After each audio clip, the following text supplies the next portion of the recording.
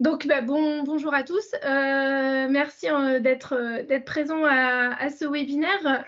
L'objectif, c'est de vous présenter un petit peu ce parcours nouveau, novateur, que nous avons construit avec les acteurs de la compétence et en l'occurrence Acto et BACF, où nous allons travailler un parcours sécurisé avec un mixage de dispositifs qui est le dispositif Transition Pro, projet de transition professionnelle, et le dispositif des contrats d'alternance avec BACF et Acto.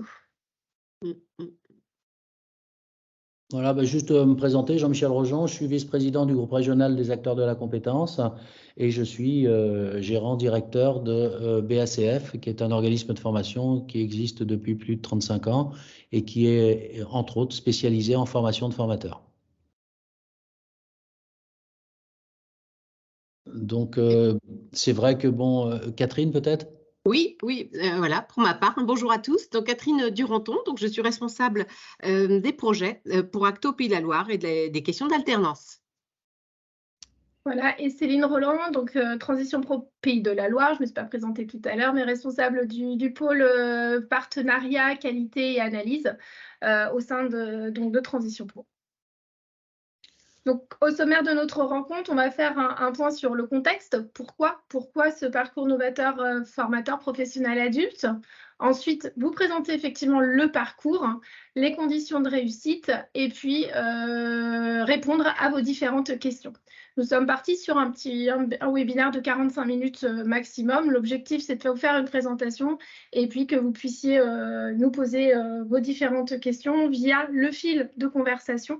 Et ensuite, Jean-Michel, Catherine et moi-même serons à votre disposition pour échanger un peu plus par la suite sur ce parcours.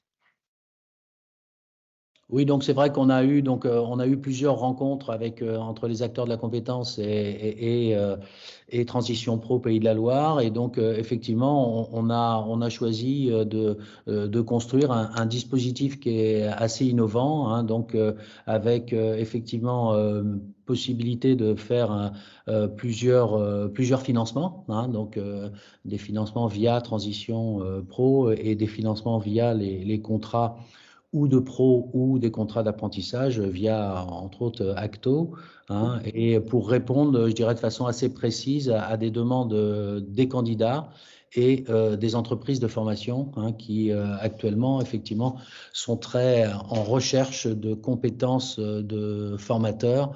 Quand je dis de compétences de formateurs, c'est à la fois des compétences techniques, qui en général les formateurs les ont, et dans leur domaine, mais surtout les compétences pédagogiques, hein.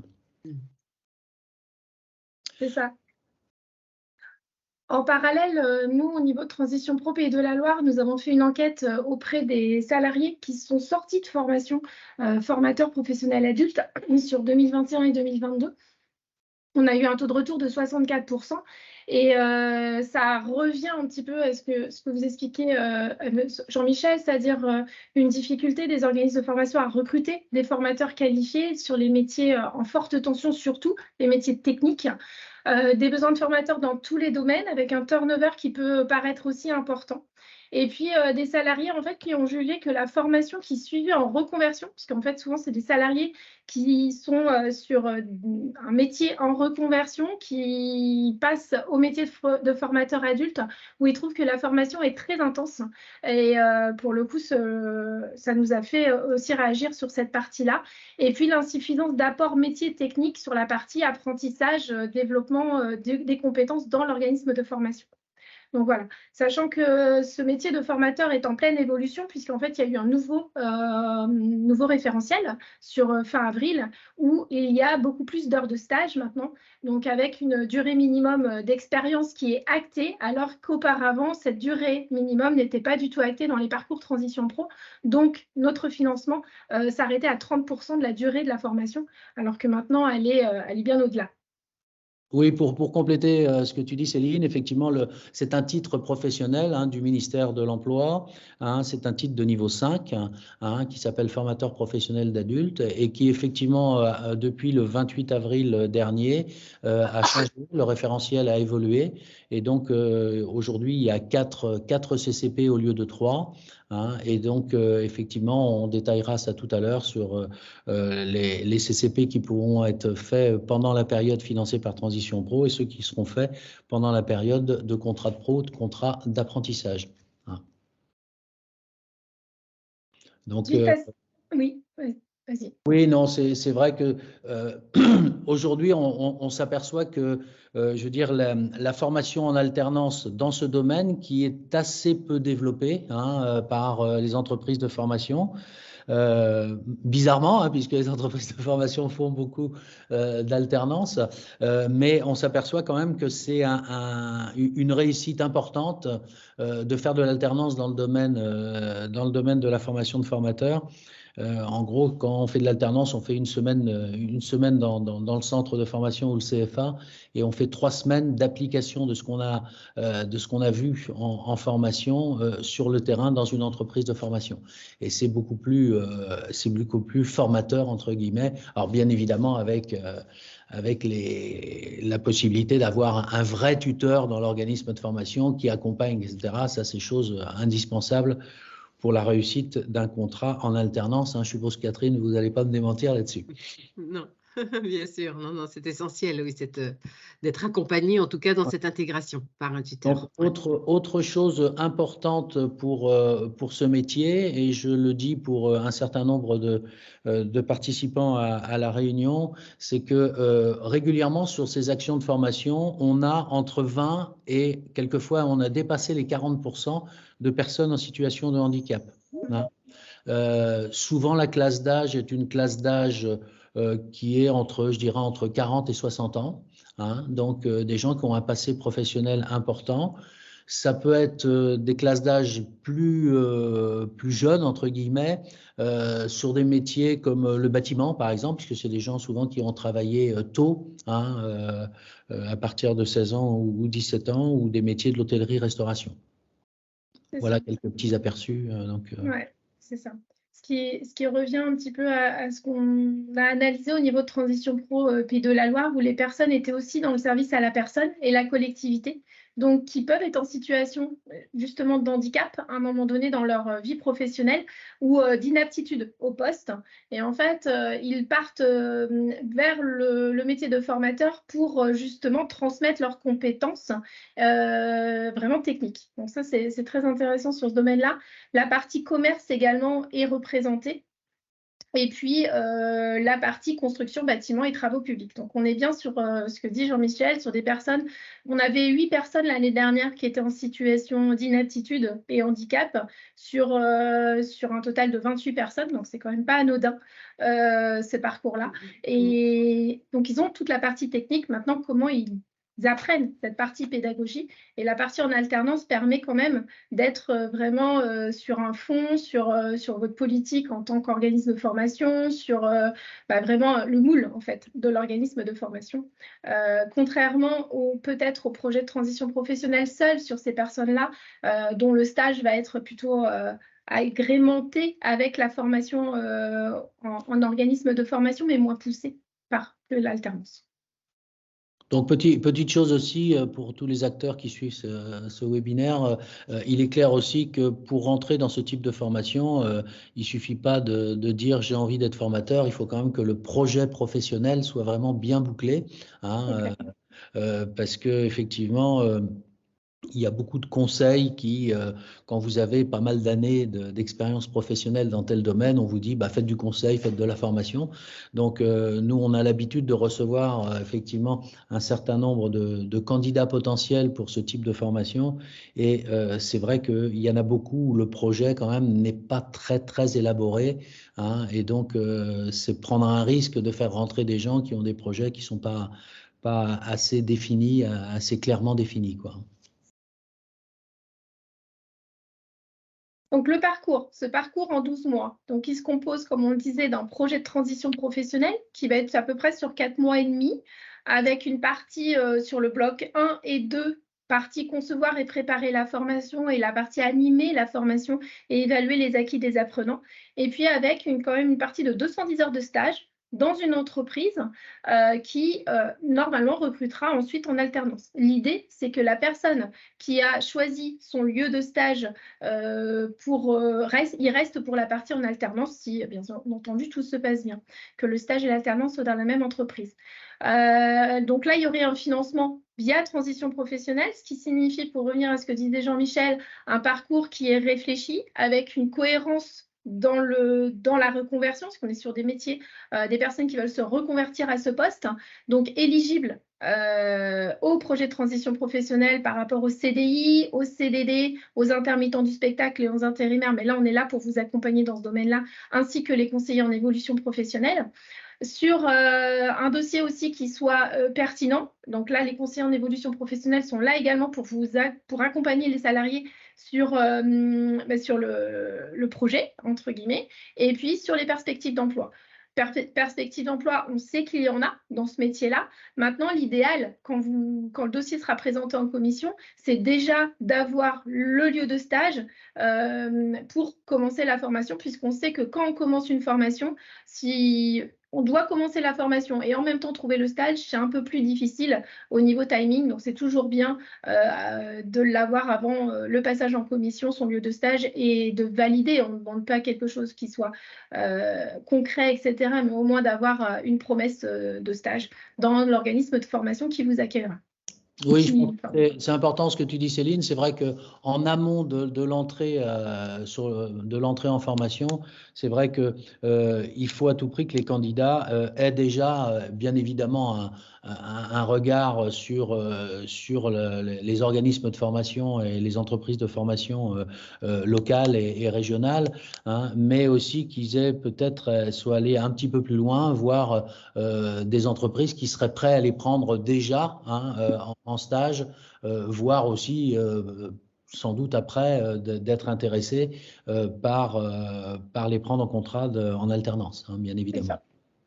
Il ne faut pas oublier que 4 mois, ça passe très vite. Et quand on est en reconversion, les mois passent encore plus vite.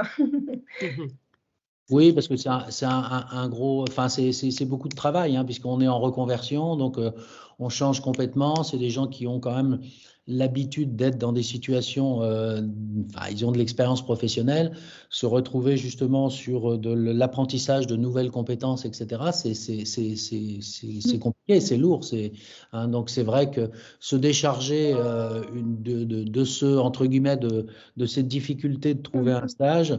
Hein, alors bien évidemment, hein, nous on a, je dirais, beaucoup de relations avec beaucoup d'organismes de formation locales, régionales. Hein, donc on peut aider les apprenants, mais c'est vrai que plus ça vient d'eux, plus c'est pertinent. Hein, donc, une fois la validation des 2 premiers blocs, qui sont la partie conception et la partie animation de la formation, là, le salarié entame une démarche de rupture de son contrat de travail. Donc, dans le cadre d'une démission, après, il peut faire une rupture. Hein, tout ça, c'est en lien avec son employeur. On est parti plutôt sur une démission par rapport au projet. Et puis, il bascule sur le contrat en alternance en fonction d'éligibilité, contrat en apprentissage ou contrat de professionnalisation. Là, pour le coup, je laisse la main à Catherine pour expliquer un petit peu le contrat d'alternance. Voilà, c'est ça. Hein. Donc, en fait, effectivement, on vous propose que cette deuxième partie de parcours donc, se réalise en alternance, donc soit un contrat de professionnalisation, soit un contrat d'apprentissage, effectivement. Et donc là, pour le coup, le salarié, lui, il est en alternance sur une durée de 8 mois environ. Voilà. La durée de la formation, elle, se déroule sur 294 heures. Voilà. Pour effectivement avoir ce complément de formation qui va permettre d'acquérir donc le titre professionnel de formateur d'adultes. Donc le CCP3, donc, dont l'objectif est d'accompagner les apprenants en formation. Le CCP4 qui est d'inscrire sa pratique professionnelle dans une démarche de qualité et de responsabilité sociale des entreprises. Donc, dans ce deuxième parcours donc, qui s'effectue en alternance, il s'organise, donc le salarié est 1 semaine par mois en centre de formation et 3 semaines en entreprise. Voilà. Donc, c'est vrai que ces dispositifs d'alternance, donc contrat de pro, contrat d'apprentissage, ils sont particulièrement adaptés car ils permettent, sur une période assez courte, sur 8 mois, d'apporter ce complément de formation qui est nécessaire pour obtenir donc, la certification du titre pro de formateur professionnel d'adulte. Voilà, tout en bénéficiant d'avantages financiers. Parce qu'effectivement, nous, Acto, on va financer le coût de la formation. Et puis, vous allez pouvoir aussi bénéficier, en tout cas, des aides liées à l'alternance. Voilà, les aides de l'État, les aides de… Alors, vous disiez qu'effectivement, il y avait des stagiaires possibles qui soient en situation de handicap. Donc, vous pouvez aussi cumuler les aides de l'alternance avec les aides de la GFIP, voire des aides de Pôle emploi. Donc là, Bien évidemment, les candidats qui sont, et les stagiaires et les apprenants qui sont en situation de handicap peuvent tout à fait faire un contrat d'apprentissage, même s'ils ont plus de 30 ans, bien évidemment. Tout à fait, tout à fait. Voilà, c'est ça, contrat d'apprentissage, effectivement, jusqu'à 30 ans et avec des dérogations possibles pour les personnes en situation de handicap, pour les créateurs d'entreprises. Voilà. Donc, tout à fait. Donc, c'est quand même ce sont des dispositifs qui sont tout à fait adaptés, en tout cas, pour permettre à ces personnes d'avoir ce complément d'information et pour vous permettre effectivement de travailler au plus tôt avec ces formateurs. Ouais. Je rappelle aussi que les contrats en alternance sont des contrats de travail, qu'ils soient contrats de pro ou contrats d'apprentissage, et ce ne sont pas des périodes de formation. C'est des contrats de travail avec une période de formation. C'est-à-dire que si quelqu'un, pour répondre à certains trucs en disant mais oui, les salariés vont démissionner, etc., mais de toute façon, ils doivent démissionner à la fin de leur transition pro normalement.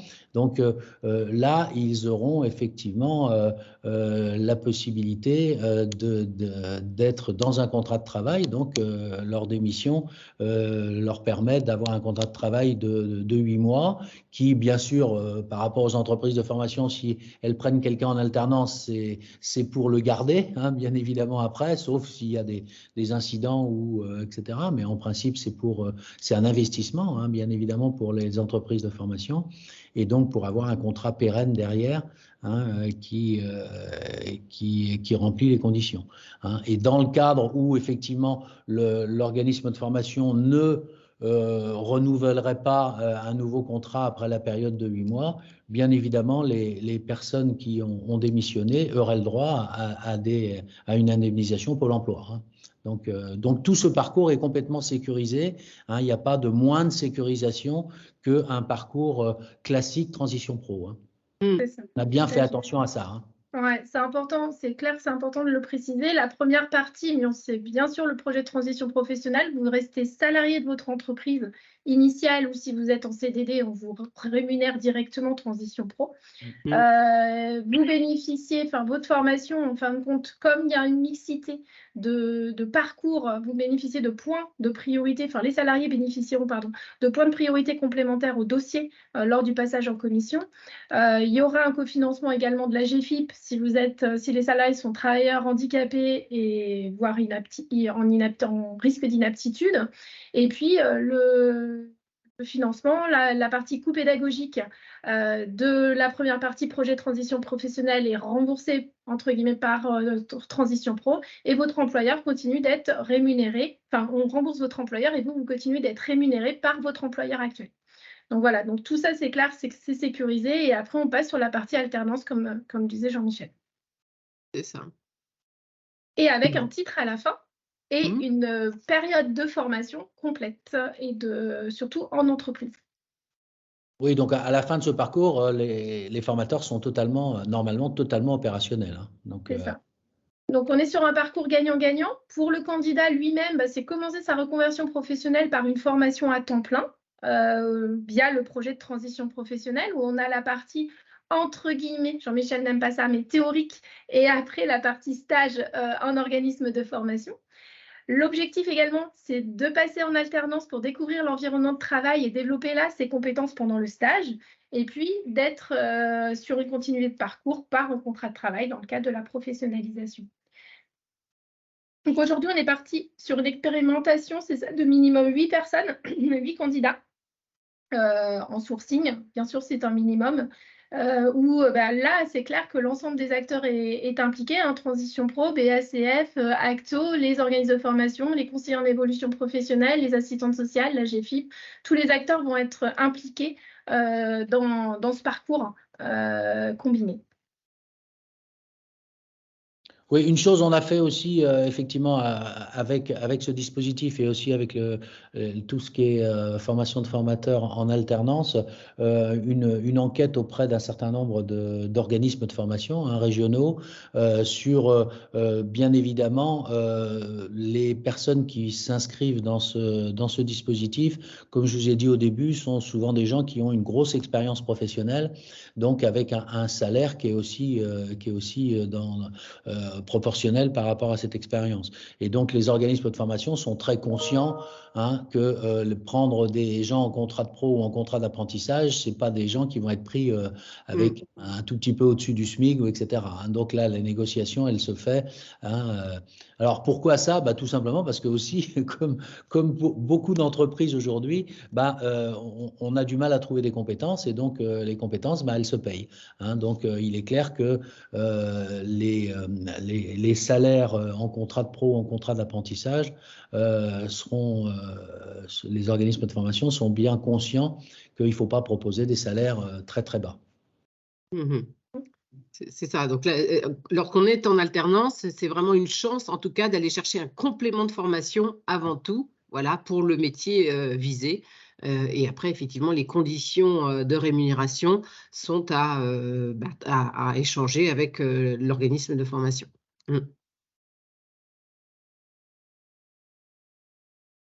Donc, pour les candidats, un parcours gagnant-gagnant. Ouais, vous voulez rajouter quelque chose? Non, allez-y. C'est bon. Pour l'entreprise aussi. Donc, l'entreprise, ici, l'organisme de formation, il faut sous-entendre. Une partie professionnalisation. Là, je vais vous laisser réagir, Jean-Michel, sur la partie professionnalisation, opérationnalité et puis sur l'acculturisation, justement, du parcours. Oui, c'est vrai que, comme je disais, les entreprises de formation trouvent en règle générale un certain nombre de candidats qui ont des compétences techniques dans leur métier, que ce soit bâtiment, informatique, comptabilité, tous les secteurs d'activité, mais avec des gens qui ont très très peu de compétences pédagogiques. Et effectivement, aujourd'hui, avec Calliope, avec suivre un référentiel, avec, je dirais, les régulations qu'on est obligé de faire dans les groupes de formation, les obligations d'évaluation permanente, etc. Il est clair qu'on ne peut pas se permettre dans un organisme de formation d'avoir des formateurs qui ne sont pas professionnalisés et qui n'ont pas, je dirais, alors pas forcément obtenu leur titre, mais au moins qui aient suivi une formation, bien que nous, on fait quand même... on est très soucieux à ce que tous nos apprenants aient leur titre. Donc, la dernière session qui vient de se terminer à BACF, on a eu 100% de gens qui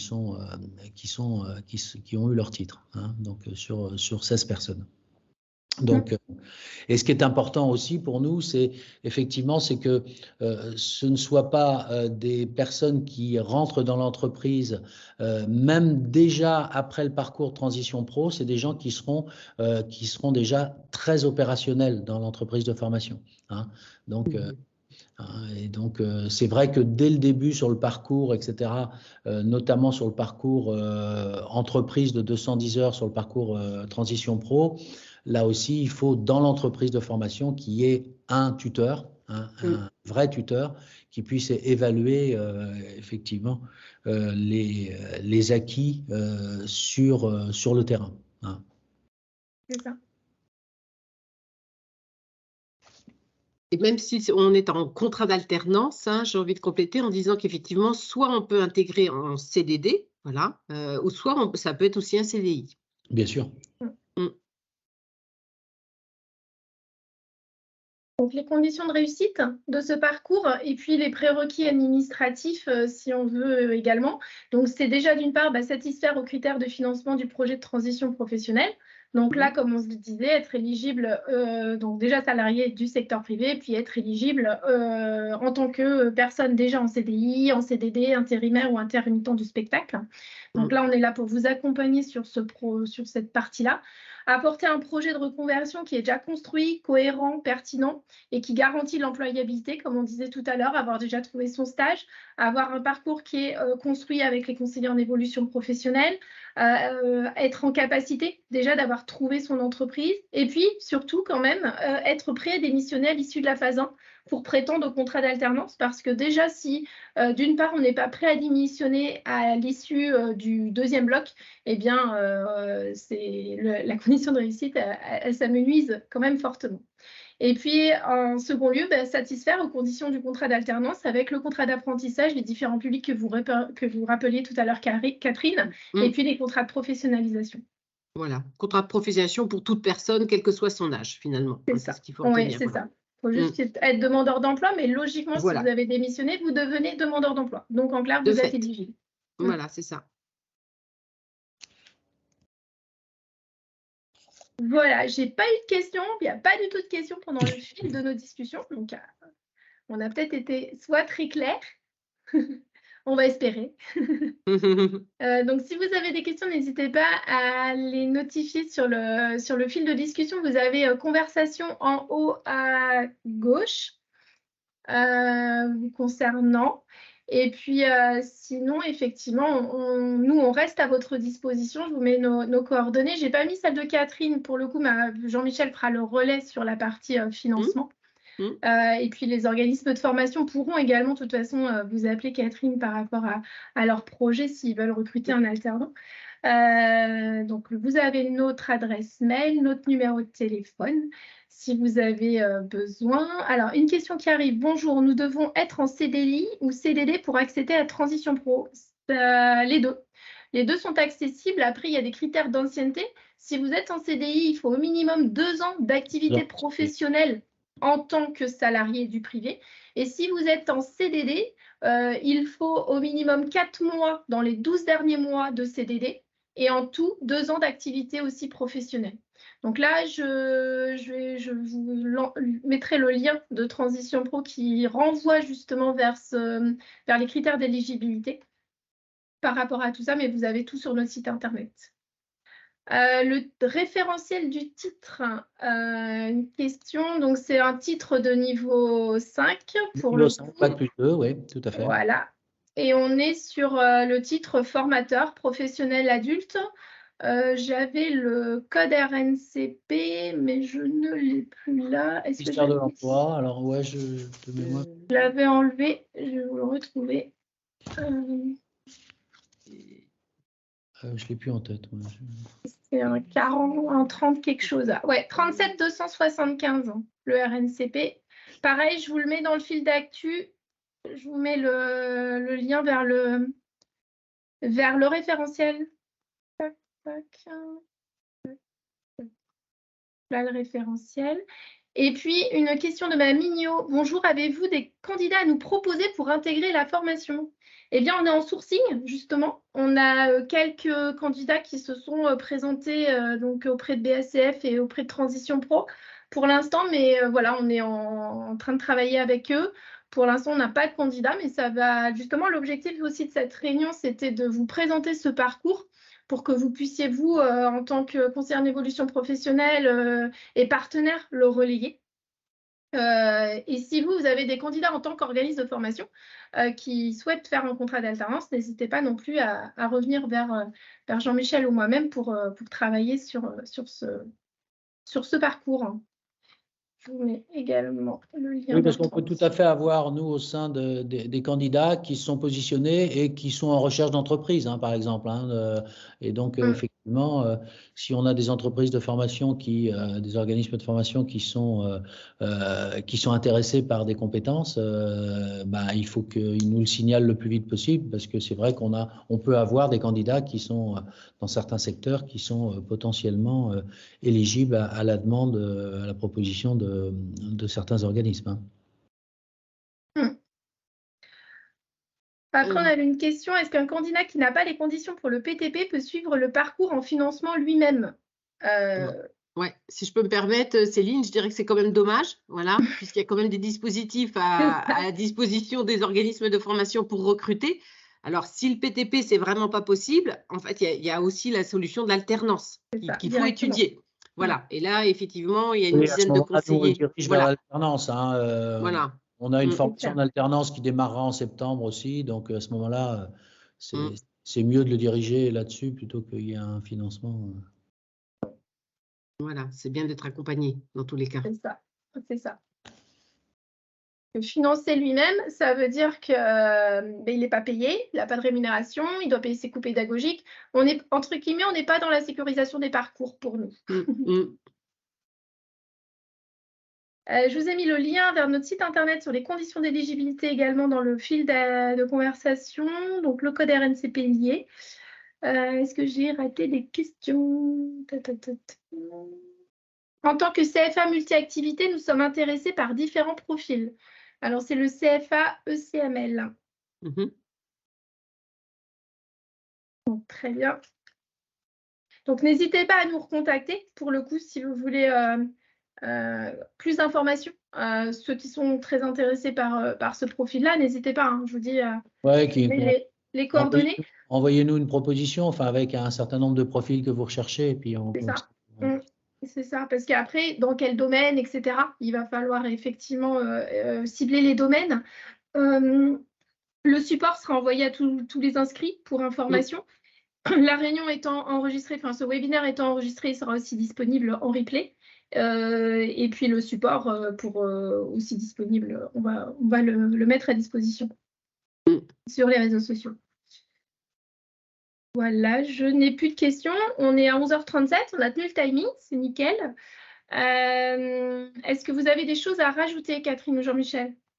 Non, simplement repréciser qu'effectivement, nos 10 conseillers, formation Acto, sont à votre disposition aussi pour vous accompagner sur la partie contrat d'alternance. Il n'y a pas de souci. Oui, nous, c'est pareil. Hein, nous, on est à votre disposition pour justement donner des conseils, vous donner des conseils ou des précisions, et puis aussi accompagner et donner des conseils aux candidats que vous pouvez positionner sur cette action innovante. Hein, donc, et puis, je répète, ne pas oublier que c'est vraiment une formation qui est ouverte aux personnes en situation de handicap. Hein, donc, je vous dis, on a été jusqu'à plus de 40% sur certaines actions de gens qui sont en situation de handicap. Donc, c'est vraiment une possibilité intéressante pour les gens qui sont dans cette situation. Autrement, non, on est tous les trois, je pense, à votre disposition pour répondre à toutes vos questions. C'est vrai que étant un dispositif, je dirais, innovant et avec multi-financeurs, au moins 2 financeurs, donc c'est vrai que effectivement, ça complique un peu les choses, mais je veux dire, on peut vous l'expliquer très, très facilement, que ce soit Céline, Catherine ou les conseillers Acto ou nos conseillers à BSF. Nous, nos propres conseillers référents parcours également. Tout à fait. Oui. Eh bien, merci à vous tous. Merci à vous. Oui, merci à tout le monde et merci pour ce webinaire et votre attention. Voilà, très belle journée à vous. Merci, Très au belle revoir. journée. Merci. Merci. Au revoir.